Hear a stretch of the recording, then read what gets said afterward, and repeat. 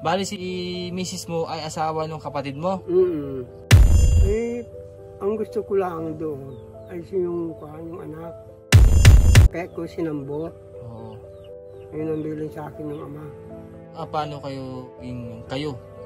Ay, doon pa yung kami sa Bangbang. Yung nagkapong kami yan. Nakwento nga sa atin ni Tatay Rodolfo na ang asawa niya ay dating asawa ng kapatid niya. Pero paano nga ba humantong sa ganitong sitwasyon? Alamin po natin ang istorya ni Tatay Rodolfo.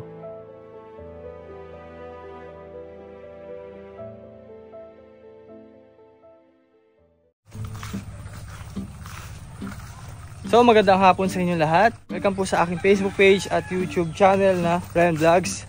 And salamat po sa inyong suporta, sa lahat po ng mga nanonood na patuloy po nagsishare na ating video, pagsuporta sa aking charity works. Maraming salamat po at sa ating mga sponsors.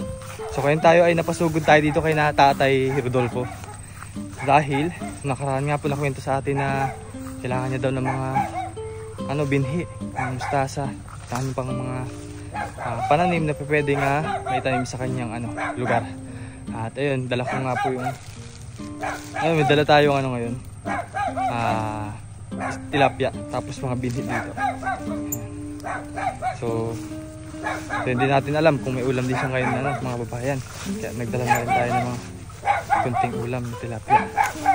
Yun nga, para kahit pa paano ay maitanim na agad kasi napakaganda pa ng panahon ngayon, maulan, kung saan maganda magtanim ng mga gulay, lalo na yung lugar ni Tatay Rodolfo ay mataba ang lupa. So nandito na tayo ngayon sa bahay niya. Yan. So bukas na. So po. Tay, kamusta? Pasugod ako sa iyo ay. May dala akong ito. May dala akong binhi. Sa iyo na rin yung sa iyo. Ay. Ito. Ha? Isda. Mauula mo. Ay, tingnan muna yung mga binhi. Saan lagay mo dun sa table? Tingnan din. Din tayo. Yan. Talong. Meron ka nyan? Ay, pang dagdag mo. Ayun. Sitaw.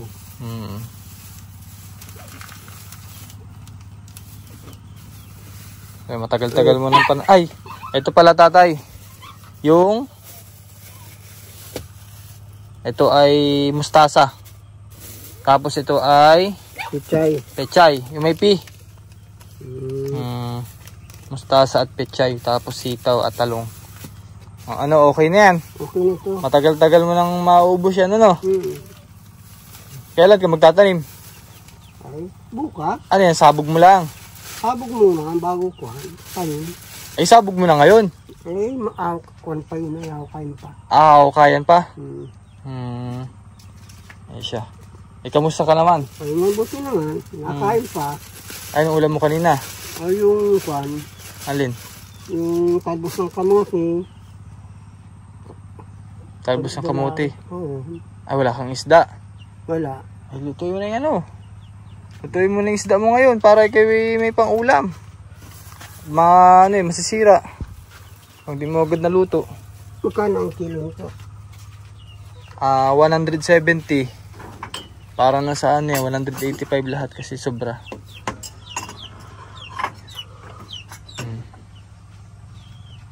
Palinisin pa ito. Ha? Palinisin pa. Malinis na yan? Pinalinis ko na. Anong luto mo dyan? Siengin mo na lang. Ay, sa asin. Para matagal mapanis Hindi naman.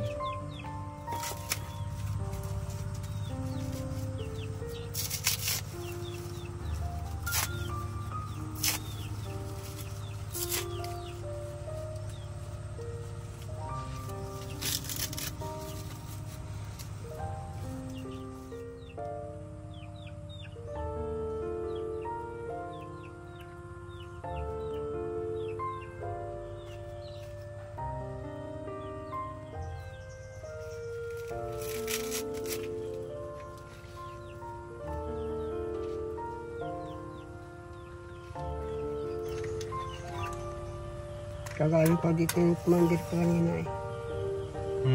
Kagaling pa dito. Umuwi? Mabubulit ulit. Ano? Bago umalis ulit. Kamusta? Hindi naman ito. Hindi naman galit sa iyo. Hindi. Kayo paga? Ayun. Ha? Oo.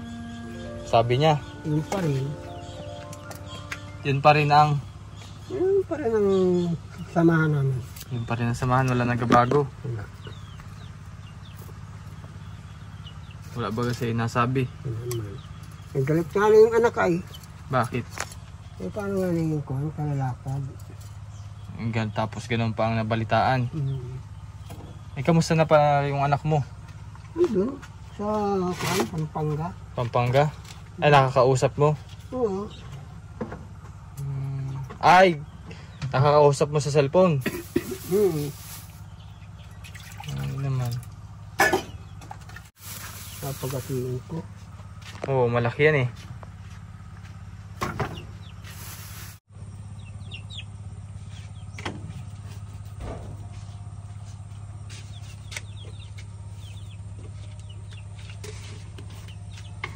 Sibuyas lang para asin ang pwede na dun tayo, no? Bitchin. Bitchin yan? Hmm. Ay, dapat konti lang bitchin mo. Kanto lang naman talaga yun. Bawasin. Tapos asin.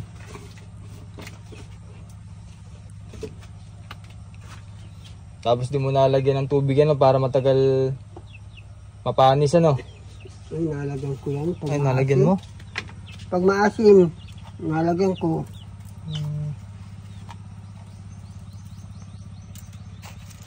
Sarap na ulam.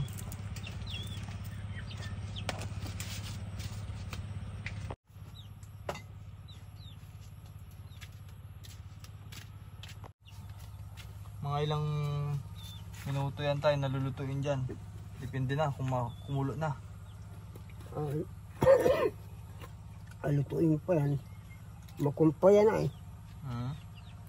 Madugo pati. Ay, yan.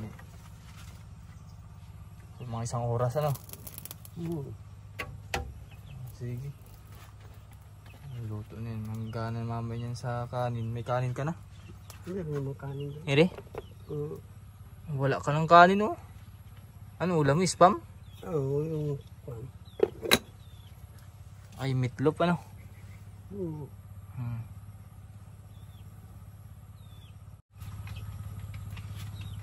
May mga kapatid ka ba katay? Wala, nagkamatay na yung mga kapatid ko. Ay, kinalang ako. Kabusuhan. Ay, ikaw bagang bunso? So, ibig sabihin ay pati yung nanay mo at tatay mo wala na din? Wala na. Ulila na. Pero sino yung napuntahan mo ano? Ay, natambayan mo? yun na yung tiyahin ko. Kapatid ng nanay ko. Bukod doon, sino pa yung mga pinsani mo din sa paligid mo? Ayan yung... Ay, hindi na sa may harapan? Yung medyo dun sa mga gilid? Basta yung tatlong bahay. Kamag-anakin mo? Mabutit meron kang kalapit ano? Yung kapatid ng kuhan, yung kapatid ko sa ina. Oo.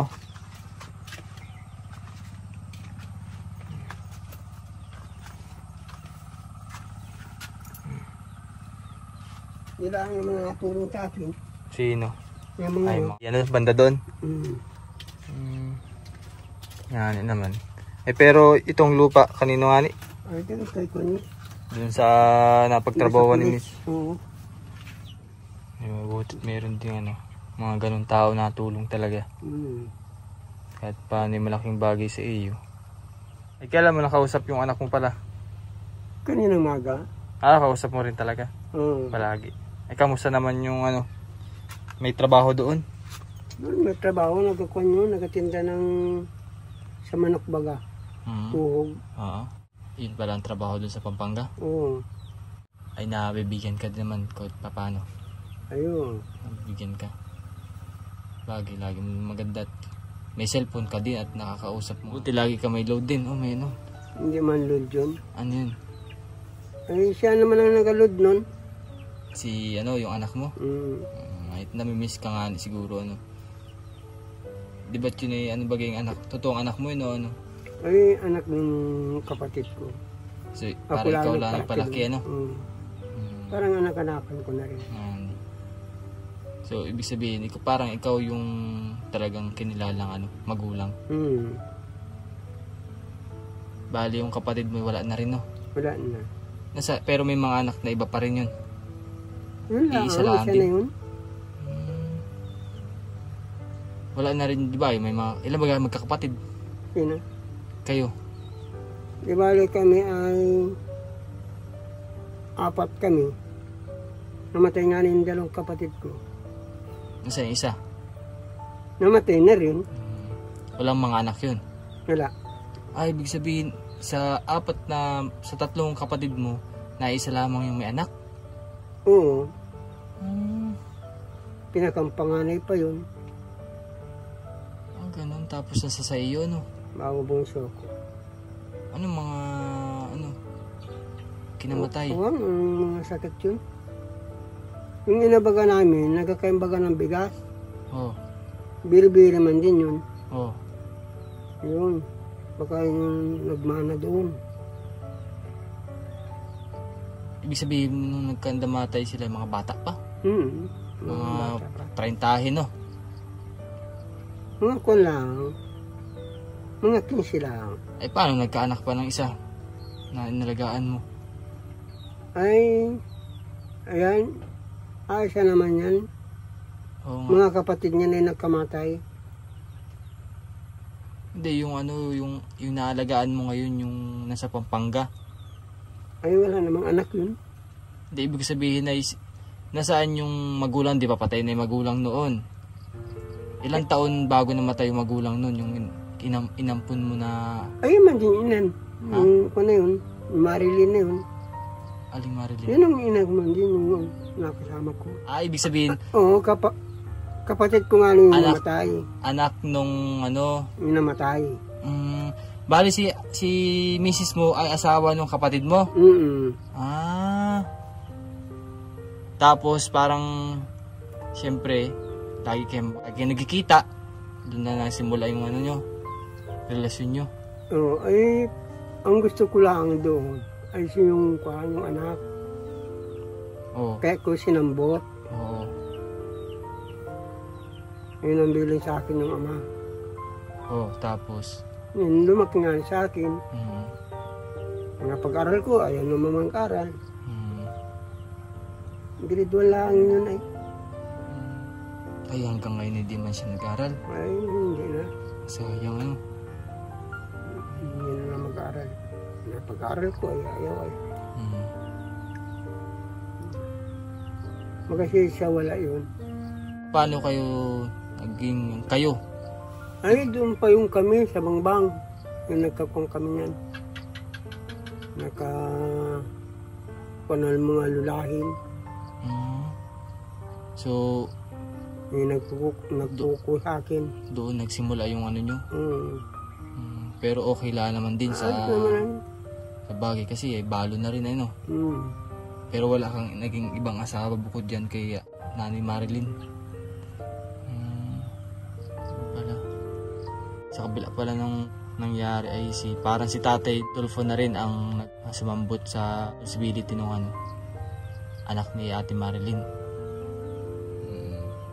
Ikaw na rin talaga yung pumalit sa kapatid mo, ano? Pala istorya ng Tatay Tulfo. Pero noong una talaga maayos kayo. Wala namang problema. Kaso nung time na nagtrabaho doon na nagsimula, ganun. Magkasama kayo okay pa, pero nung nagtrabaho na doon, parang doon na nagsimula. Doon na nagsimula yun ay. Paluglaog na rin. Laog na. Hindi sa pinachit na yan. Pero, yung nakita naman niya, nabibigyan ka din. Ay, kuminsan, nahingi ako. Nagadala naman ng mga pagkain din. Hindi ka pa rin nakakalimutan, no? Kahit na ganun yung nangyari. O ganun man yung nagawa niya ngayon, no? Ay, wala nang nagawa na ngayon. Wala na. Sigurado ka na dyan. Wala na. Wala, hindi natin nakikita. Yun, sabi ko sa iyo tatay, ano? Hindi natin Hindi nakikita. kasi natin nakikita. Ayun. Kaya nasabi ko sa iyo, ay mag-focus ka na lang sa trabaho din sa bukid, no? Kung umuwi man siya, tanggapin mo. Kasi wala ka rin namang pruheba na yun talagang nagawa, ay imbis na may stress ka, ay ibaling mo na lang sa iba para hindi ka ma-stress. Magtanim-tanim, maghanap buhay din eh. Kaya ikaw ay meron kang maraming binhi, kung may kitain mo, meron kang pera sa sarili, no? Ayun. Hayaan mo na at matanda na rin naman. Ayun. Ano? Gumawa man ng kasalanan, ay may pagsisisi pa rin naman sa uli. Ayun. Ano? Oh, sarap. Bango. Sarap ng ulam ni Tatay Rodolfo mamaya. Sige tatay, di ko na aantayin yung maluto. Sige. At baka pag naluto yun, makikain pa ako sa iyo. Ano? Nagasahin ka na lang mamaya. Ano? Ay mabalik na lang ako din kapag tubuan na. Para kahit pa paano ay makabili ulit sa iyo ng gulay. Pag malalaki na. Mustasa, sitaw, pechay. Mahal pa man din ang pechay sa palengke, 20 pesos po isang tali. Pag talaga pong nandinin ka sa bukid, talagang kailangan lang sipag. Si Tatay Rodolfo naman ay masipag naman niya magtanim, kaya maganda rin niya dalawin at kahit pa paano nakakabili tayo ng mga gulay din at talagang mura kaysa sa palengke. Ayan mga babayan, at maraming salamat po sa lahat ng panonood nyo at pag-share ng video natin. And so si Tatay Rodolfo, thank you very much din po sa ating sponsor na si Ma'am Betty. Thank you po sa tulong niyo po kay Tatay Rodolfo. Sige tatay, taalis na ako. Sige. Susunod na lang ulit pagtubuan na. Sige po. Lalabas tayo din. Yeah.